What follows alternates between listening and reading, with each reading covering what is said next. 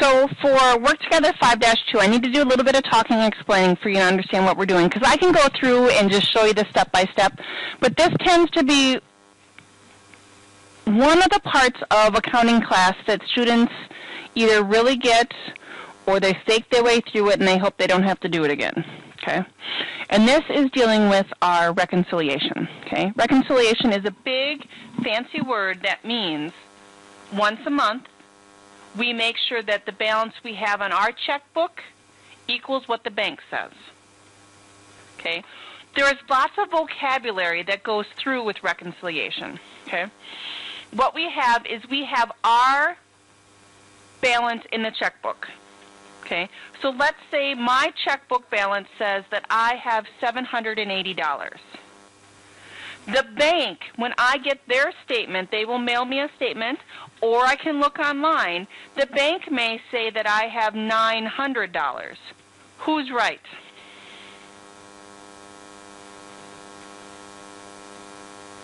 I hear the bank.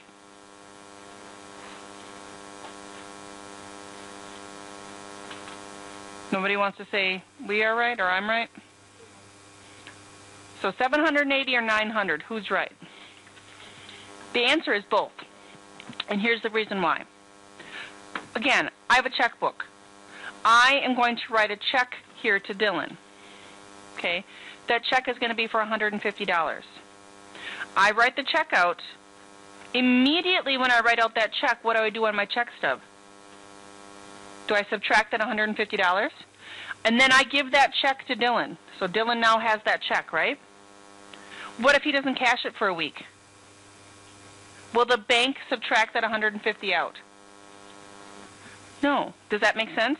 So on my checks register, I have $150 taken out because I paid Dylan. That is called an outstanding check. An outstanding check is a check that I have written that has not cleared the bank yet. Okay? The other thing that I could have is I went through and I made a deposit. So tonight after work, I'm going to run through and I'm going to deposit some checks at the bank. So when I do a deposit, what do I do on my check stub right away? I add it, right? If I stop at the bank, put a deposit in, and then I get home and get the mail, is that deposit going to be on my statement that just came in the mail? The bank is not that fast. Because think about it. For them to print out their bank statement, if I get it in the mail at my house on Wednesday, when would they have had to have printed it?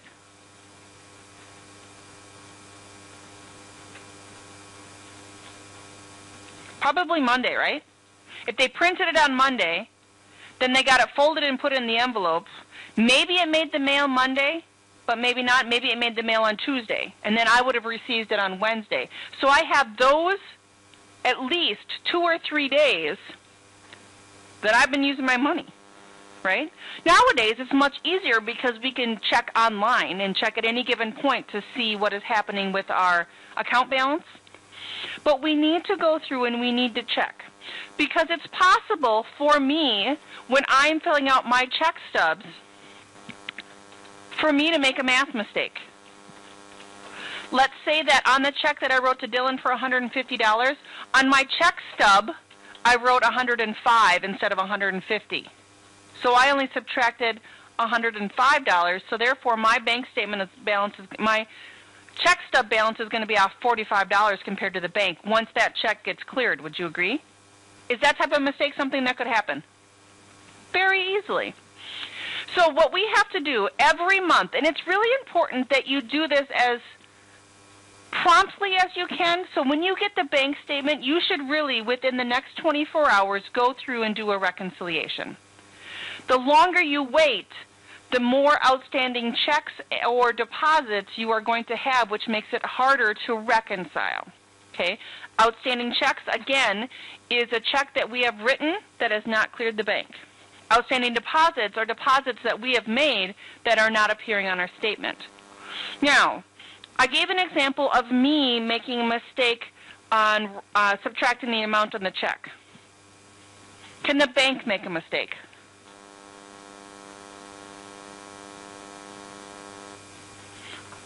What do you think, Tyson? Most certainly. And here's my example. I don't know if you know this about me, but I like to snowmobile. A lot. Okay? So, I was 1 year going snowmobiling, so therefore I have my truck, I have my trailer, and I have my sleds. And I drove up north. Okay? So pulling the gear, and we stopped at a gas station, and I gassed up the truck, and I gassed up the snowmobiles. And I did the pay at the pump because, well, that's pretty convenient. You don't have to go inside. You just pay and swipe and go and from there, right? So I went snowmobiling, did things, and then the next month when my bank statement came, I went through and I was reconciling it, and I had 2 charges from the gas station on the same day for $78. Now that would be pretty odd, don't you think? So I looked at it, and I had my receipt because I keep my receipts when I when I fill up gas at the pump. So I contacted the bank, and I said, hey, I got charged twice for gas, but there, $78, 2 fill-ups on exactly the same day is a pretty high amount of gas that you have to go back to the same gas station to charge up twice, so that's a pretty odd thing. So I contacted my bank, and my bank said, well, I think there was something wrong with the credit card machine at the store that they charged you twice. I'm like, okay, so they said contact the vendor and see what they would do. So then I called up the gas station because I had the receipt and the phone number was on it, and I said, hey, I'm calling to let you know on this date I was in, I bought gas at the pump, I have my receipt, but I was charged twice for it. The person that was working was not a manager, and they said, well, you'll have to come back and talk to the manager when the manager's on duty. And I said, listen, it's not happening. I live 4 hours away. I'm not coming into your store to talk to your manager. Can you leave my name and number for the manager to call me back? They said, no, you have to come in and speak with them. So at that point, it's not feasible for me to drive 4 hours and spend that much more on gas to deal with the situation. So then I called the bank back, explained the situation again, and then the bank took care of it for me. They contacted the vendor because they weren't willing to work with me. So my bank statement was actually lower by $78 than what it should have been. Now, a lot of people just assume that whatever is on the bank statement is really the amount of cash that they have, and they just go with that. But you can't do that. You have to double check for errors. Now, I've actually seen online, people are posting things saying, hey, if you are buying things online nowadays, if you live in Brown County, watch out. Why? What's that? It has nothing to do with the hacker.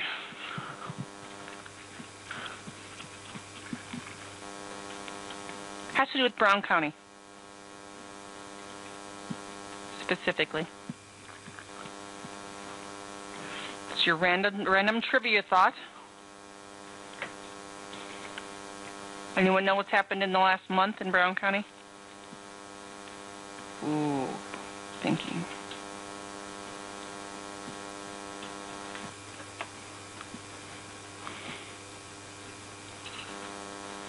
Are we awake? Jory, you want to take a guess? Relates to business even. 0.5% sales tax, Lambeau Field, is no more. They stopped that tax. But if you buy things online and they ask where you live, if you put in a zip code number that includes Brown County, oftentimes that 0.5% sales tax is still added on when it should not have been. Is this ringing any bells? Any local news that you've watched? It's called the news, people. Try it sometimes. You'll find out what's happening in the world. So the Brown County additional 0.5% sales tax that went to fund renovation at Lambeau Field is no longer in place, so you don't have to pay that extra 0.5%. So people that are buying things online and they're saying that they live in Outagamie County don't have to pay that extra 0.5%. So that could be also a way for people to get money back. If you go shopping, you should not have that extra 0.5% sales tax anymore. So 2 things that we need to have in order for us to go through and do our bank reconciliation is going to be our actual checkbook register. So that's going to have our check stub so we know our current balance of our checks. The other thing that we need to have is we need to have a bank statement. And on that bank statement, we are going to have a list of every check that has cleared and every deposit that has cleared. Okay, so now more vocabulary. A check and a deposit that's cleared. Basically, that means it's one that we have written and the bank has paid. Okay, and when I say check is cleared, we could also throw in there anytime you've used a debit card and the amount that you have swiped has been taken out of your account. Now think about it. If I go to Don's today and I buy something from Don's and I write out a check for it, I go tonight at 5 o'clock. When's the earliest that check is going to be deposited? Will it be deposited today for Don's? So the earliest that check would be clearing my account would be Tuesday. If they go through and process it on Tuesday, or maybe they'll wait till the end of the day on Tuesday and then deposit it on Wednesday. Remember when I talked about this, why some people don't accept checks? So there is a couple-day delay between when checks are written and not. So we always have to go by cleared checks, ones that we have written and the bank has paid. If they have not cleared, again, they are called outstanding. Okay? So when we read our directions for 5.2, it says, forms are given below. Your instructor will guide you to the following example. On July 29th of the current year, Deep Clean received a bank statement dated July 28th. The following information is obtained from the bank statement and from the records of the business. Now, the date portion always screws people up. When we reconcile, we always reconcile. We try to do it on the exact day that we get the bank statement, because the longer you wait, the harder it becomes. So even though the statement is dated the 28th, the earliest that we can perform our bank reconciliation is going to be the 29th. Does that make sense? Now, when we look at a reconciliation form, the main thing that we have to realize, as I move our directions out of the way,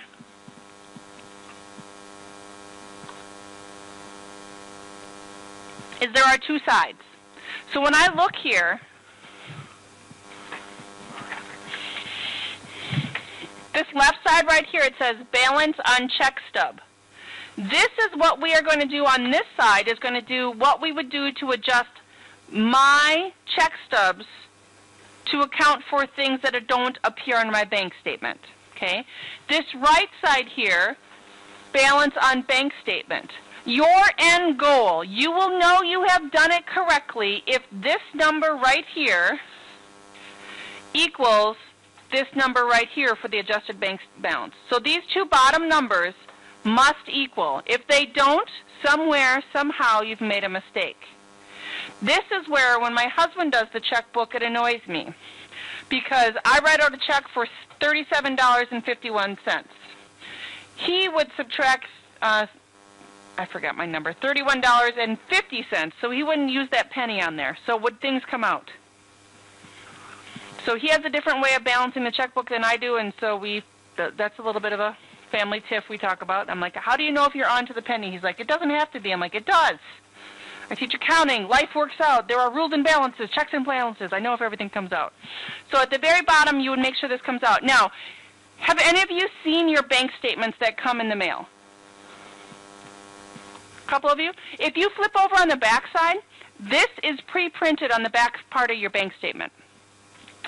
If you opt for paperless, meaning they will email you, they would also have a form available for you to print out to do this. Because the only way you are going to know if your bank statement is coming out correctly is if you do what is called this reconciliation.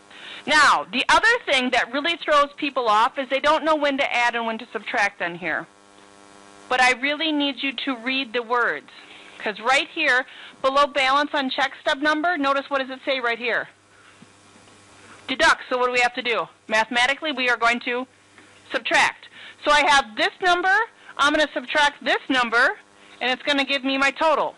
That's the only thing I'm going to do on the left-hand side. On the right-hand side, for my bank statement, I'm going to have to add my outstanding checks, and that's why it's important you understand what an outstanding check is. Checks that we have written that have not cleared the account. So I'm going to take my balance on my bank statement. I'm going to add my outstanding deposits. I think I said checks before, sorry. That's going to give me my new number here. Here I'm going to deduct my outstanding checks. So outstanding deposits, again, are deposits we have made that are not on the statement. Outstanding checks are checks that we've written that are not on the statement. So here I would subtract my outstanding checks, and it would give me the balance. If these two numbers don't equal, somewhere, somehow, we've done a math mistake. Okay?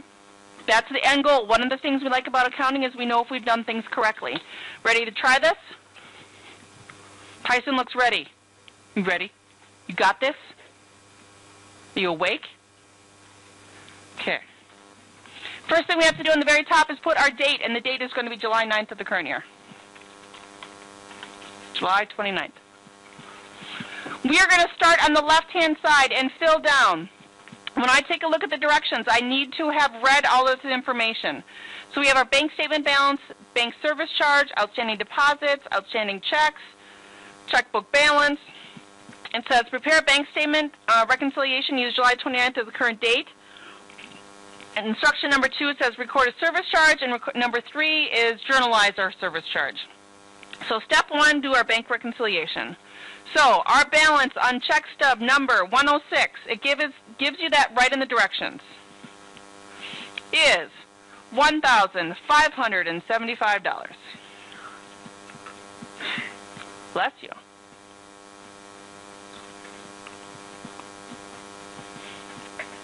Now, I am going to go down and just do the left-hand side only. I'm not going to go back and forth. So that means I'm going to go down to my bank charges. So, Kyle, do I have any bank charges? How much? $2. So right here, I'm going to write the word service charge, and it's $2. So now, service charge. Sometimes banks will charge fees on various accounts just for you to have an account with them. Some banks give you no fee accounts, and some have you pay a little bit. And you will always find that physically on the bank statement. So I only have one bank charge, so I'm going to carry this $2 right over. If I had multiple charges, I would list them all individually here and add them up and put the total over here. So now, I hope you can do the math without a calculator. You have to subtract, not add.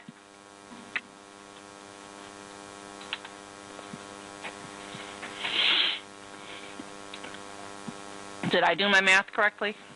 Caleb, did I do okay? You don't know? Kind of hard. Now we're going to do the right-hand side. Balance on bank statement. Dalton, can you find me the balance in the bank statement?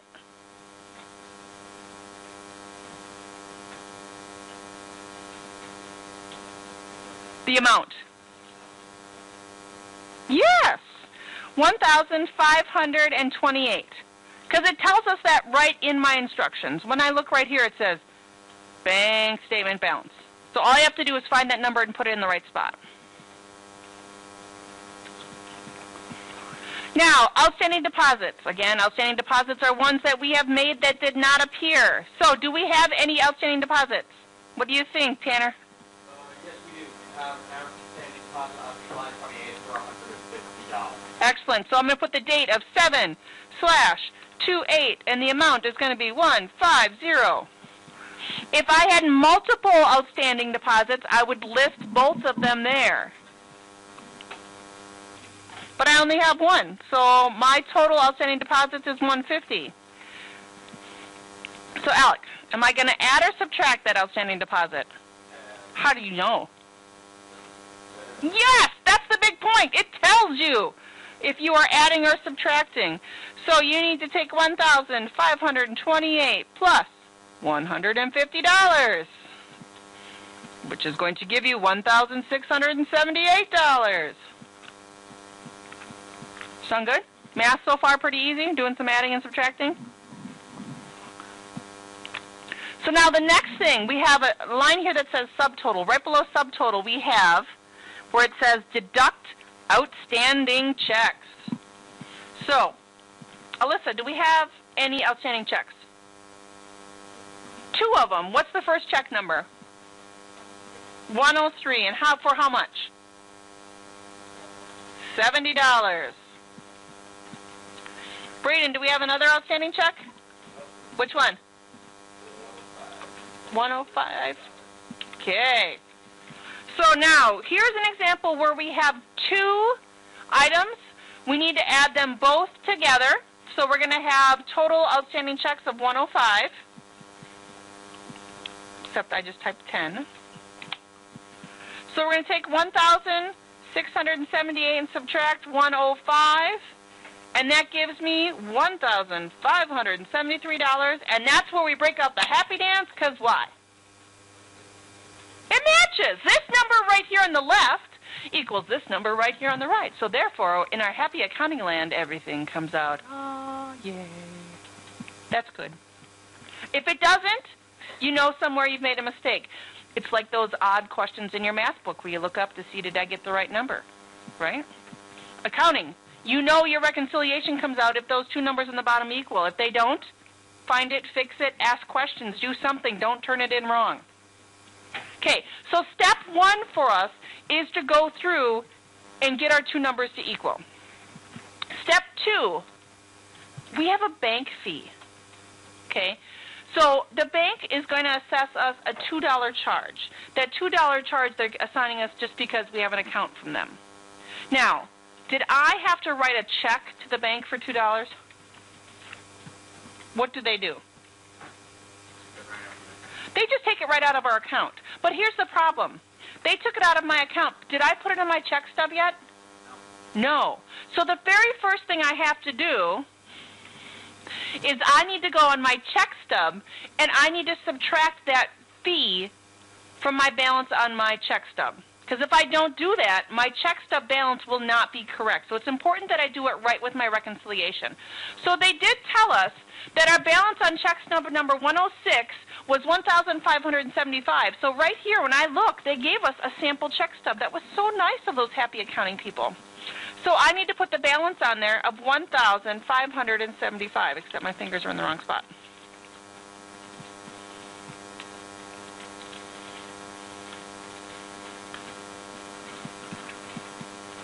Now, do we have a deposit? No. So I'm going to take my number and go down. I'm going to put it $1,575 again. Now, I do need to put something in the other. And in the other, right here, I'm going to do service charge $2.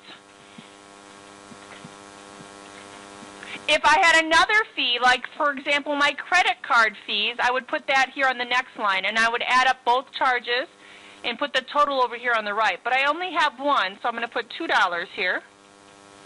So then I'm going to take $1,575, subtract $2, and now I have $1,573. Now look, we have seen this number before some places, haven't we? That 1,573, where else did we see it? Right there. It says adjusted check stub balance. So because the left side of my reconciliation, my bank stub balance said $1,573, I need to get my actual check stub to that balance. If I don't, the next month my bank statement will not balance. I will not be able to reconcile it. So now here we are with a dilemma, is I just subtracted cash from my check stub, but I haven't journalized it yet. Ooh, naughty. We can't have money going out of business without us knowing what it's going for. So that's why the third step of this problem is to take that $2 and we have to journalize it. Now, a business would go through and determine if they are going to keep track of those bank fees as a separate account or if they're going to lump it together into another one. Because a business could have service fee expense or bank charges expense, or they could put it under miscellaneous. Okay? But when we do this, here is going to be this one example that's going to blow your mind. Are you ready? It's Monday. I like to blow your mind on a Monday. You're going to have an expense that's going to be debited, right? What's your other account?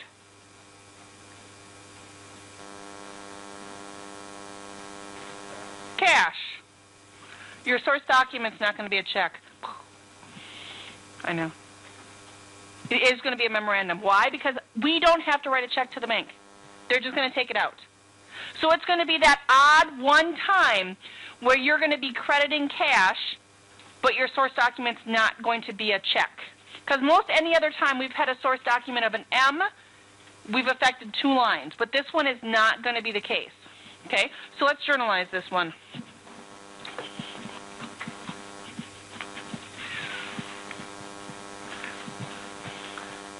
We're going to journalize this as of July 29th because that's the date that we're doing our reconciliation.